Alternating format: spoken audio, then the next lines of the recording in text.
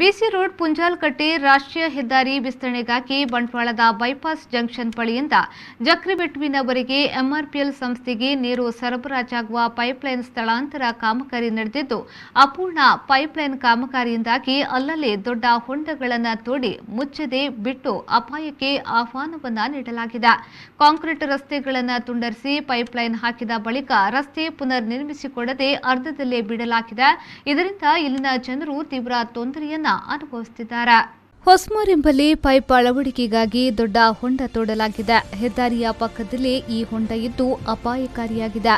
ಇದರ ಪಕ್ಕದಲ್ಲಿ ಹೊಸ್ಮಾರ್ ಪರಿಸರದ ಮನೆಗಳಿಗೆ ಸಂಪರ್ಕ ರಸ್ತೆ ಇದ್ದು ಅಕಸ್ಮಾತ್ ಆಯತಪ್ಪಿ ಬಿದ್ದರೆ ದೇವರೇ ಗತಿ ಎನ್ನುವಂತಿದೆ.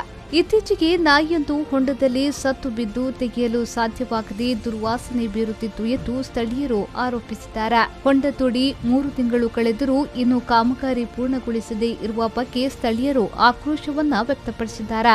ಪಕ್ಕದಲ್ಲಿರುವ ಮನೆಗಳ ಮುಂಭಾಗ ಮೇಲ್ಭಾಗದಿಂದಲೇ ಪೈಪ್ ಅಳವಡಿಸಲಾಗಿದ್ದು ಮನೆ ಸಂಪರ್ಕಕ್ಕಿದ್ದ ರಸ್ತೆಯೂ ಇಲ್ಲದಂತಾಗಿದೆ.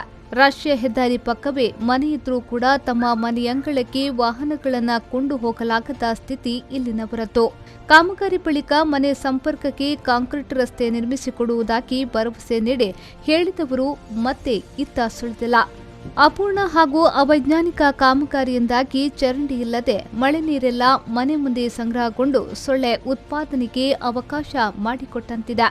ಈ ಸಮಸ್ಯೆಯನ್ನ ಸ್ಥಳೀಯ ನಿವಾಸಿ ಜಗದೀಶ್ ಎಂಬುವರು ಇಮೇಲ್ ಮೂಲಕ ಸಂಬಂಧಪಟ್ಟ ಅಧಿಕಾರಿಗಳಿಗೆ ರವಾನಿಸಿದ್ರೂ ಸ್ಪಂದನೆ ಸಿಕ್ಕಿಲ್ಲ. ಮುಗ್ದಲ್ಗುಡ್ಡೆ ಎಂಬಲ್ಲಿನ ಮನೆಗಳಿಗೆ ಸಂಪರ್ಕಿಸುವ ಕಾಂಕ್ರೀಟ್ ರಸ್ತೆಯನ್ನ ತುಂಡರಿಸಿ ಪೈಪ್ ಅಳವಡಿಸಲಾಗಿದೆ. ಆದರೆ ಆ ಬಳಿಕ ಹೊಂಡವನ್ನ ಮುಚ್ಚದೆ ರಸ್ತೆಯನ್ನ ಪುನರ್ ನಿರ್ಮಿಸಿಕೊಡದೆ ಹಾಕಿಯೇ ಬಿಡಲಾಗಿದೆ.